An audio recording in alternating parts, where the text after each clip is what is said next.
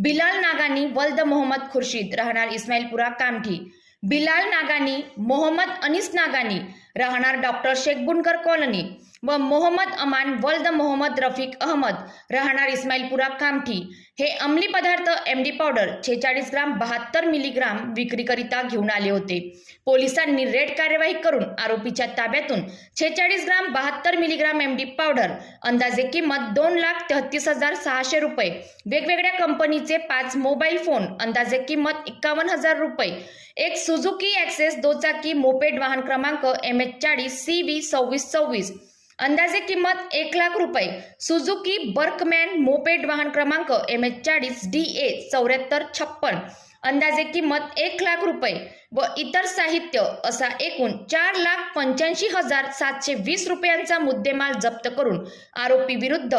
NDPS act अन्वये गुन्हा नोंदवून police